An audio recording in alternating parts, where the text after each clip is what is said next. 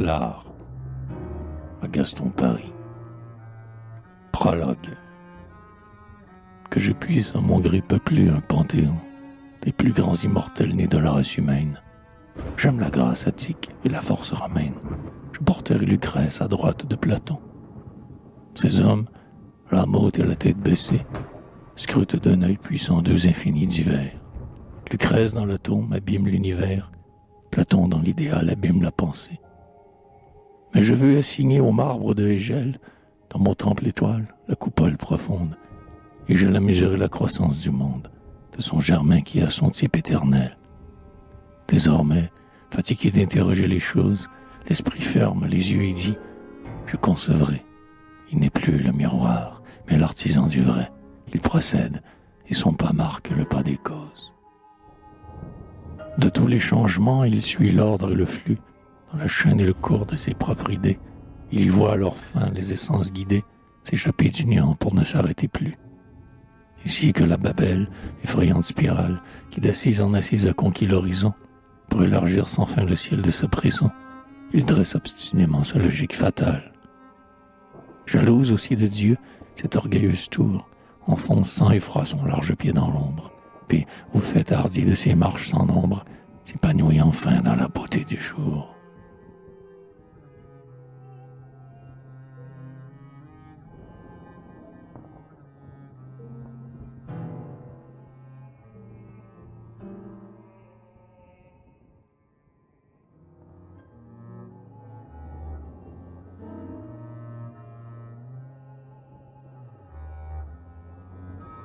L'idéal.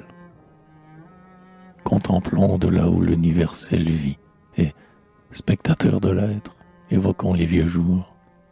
La terre impétueuse à sa route asservie, vapeur confuse, énorme, ou palpitant contour. Chaque atome irrité de ses secrètes chaînes, des esprits échappés les mutuels assaut. Le pêle-mêle ardent des amours et des haines, dans un tonnerre immense au lumineux sursaut. L'ordre insensiblement sort de l'antique lutte, et nos lourdes et sans bords roulent de noirs glaçons. Le porphyre s'assied, les sables font leur chute, un air sombre et rapide ébauche les saisons. La ligne harmonieuse annonce la pensée, salue la beauté dans le premier cristal. Avec le rocher brut à peine commencé, la forme s'accomplit de l'herbe à l'animal. Et voici l'homme enfin. La nature s'apaise. Elle a pour cette fête achevé ses apprêts. Du cratère qui brûle à la bouche qui baise, elle a fait l'étonnant et douloureux progrès. Et nous ne savons pas si le peuple des sphères ne nous prépare point d'indicible printemps, si, dans l'immensité de vive atmosphère, n'attendent point en nous leurs premiers habitants. Vous nous le promettez, ô filles de la terre, vos yeux parlacés d'un voyage infini. Ce monde inférieur, loin d'errer solitaire, a des mondes plus beaux et sûrement unis. Il l'est par le soleil, il l'est par son poids même, il attire le ciel, il en est attiré. Sirius embrasé me regarde, et je l'aime, attends un jour. Je meurs, la vie est un degré. J'étais au premier temps, car j'ai ma part de l'être. Si l'être est éternel, j'en suis contemporain. Mais j'étais comme on dort, sans jouir ni connaître. Et mon réveil fut lent, puis, obscur pèlerin, j'ai gravi vers l'azur et je m'y porte encore. Et pour d'autres objets, j'espère un sens nouveau. J'accomplis ton vieux rêve, ô sage Pythagore. De climat en climat, j'allège mon manteau.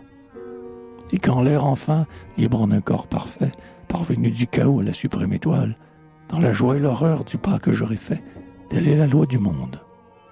Une vertu l'obsède et l'emporte à son but. Chaque enfant de la nuit, laissant plus bas que soit l'échelon qui précède, lève plus haut son front vers l'échelon qui suit. Lucrèce mêle en vain les éléments nubiles. Il n'en fera jaillir ni le bien ni le mal. Platon, l'adorateur des types immobiles, ne sent pas aspirer la vie à l'idéal. Non, l'idéal n'est point une immuable idole, assise dans l'ennui des stériles sommets. Il n'est pas le ciel mort, mais l'aigle qui s'envole, poursuit sa propre force et ne l'atteint jamais. Qui, destructeur zélé de sa coque de pierre, formé dans un chaos de ronces et de granit, se jette éperdument dans la haute lumière, en secouant la cendre et le sommeil du nid.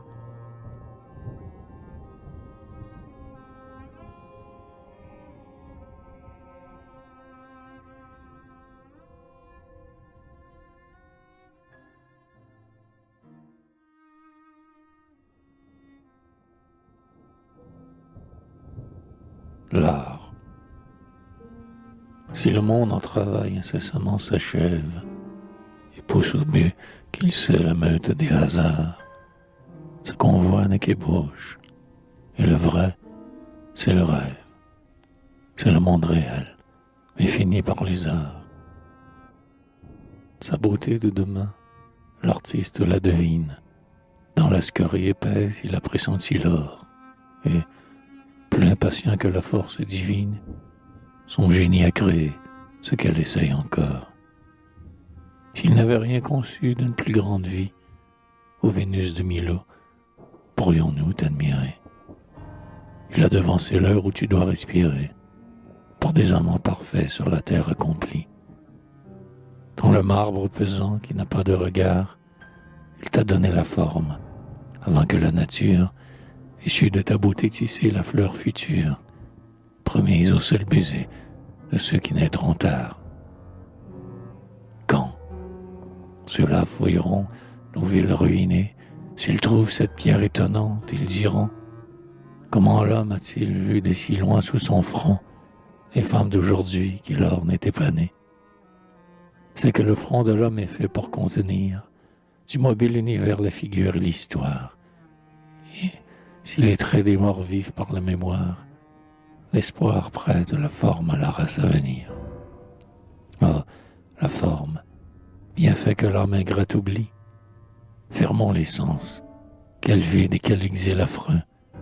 L'âme ne peut s'unir à l'âme que par eux. Chacune langueur est proche et loin d'une amie. Jamais nous ne pensons que le jour est un bien. L'aveugle seul comprend que la lumière est bonne, que sans un rayon d'elle on ne connaît personne, que sans un rayon d'elle on ne possède rien. Celui qu'un invincible et lourd silence isole ne voit rire passer que des spectres muets.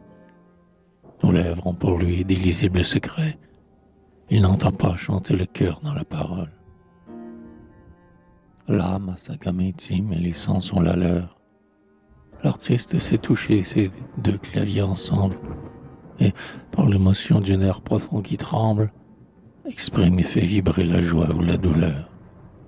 Seule, la volupté n'est qu'un trouble qui charme, mais l'art l'enchaîne au cœur par un chaste unisson, et soudain la couleur, le contour et le son font éclore un sourire ou perler une larme. Vénus, la fronde impie, en cassant tes deux bras, nous enseigna du moins comment il faut qu'on t'aime et comment, pour sentir ta divinité même, l'homme doit oublier que tu l'embrasseras.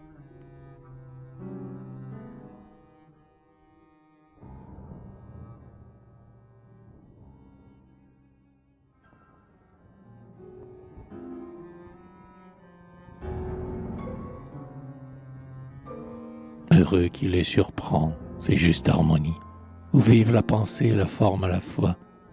Heureux qui s'est donné, en les tenant unis, ces deux ailes de l'art aux œuvres de ses doigts. C'est pour avoir brisé ce concours salutaire, épuisé la matière ou l'idéal tout seul, que l'art trouve sa tombe en étreignant la terre, ou change par le froid sa tunique en linceul.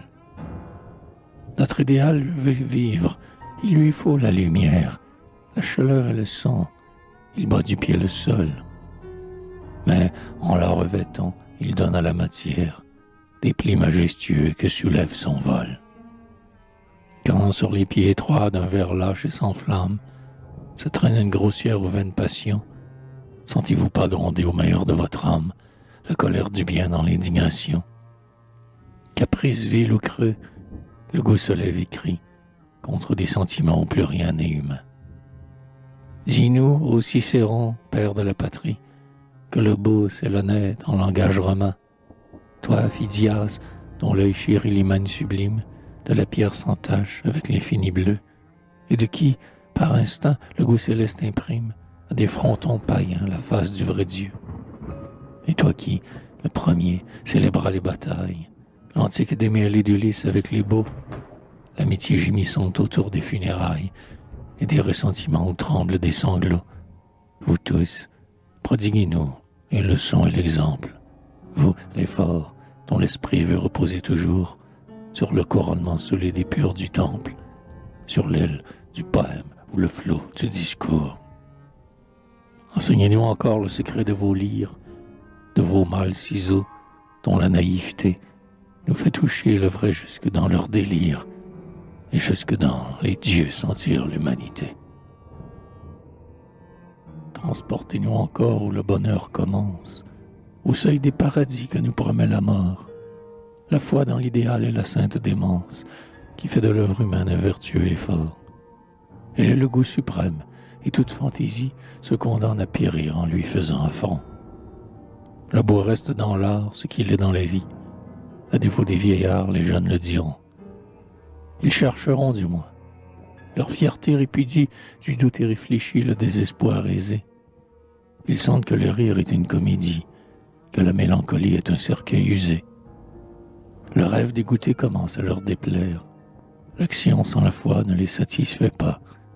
Ils savent repousser d'un front chaste et colère ces deuils voluptueux des vaincus sans combat.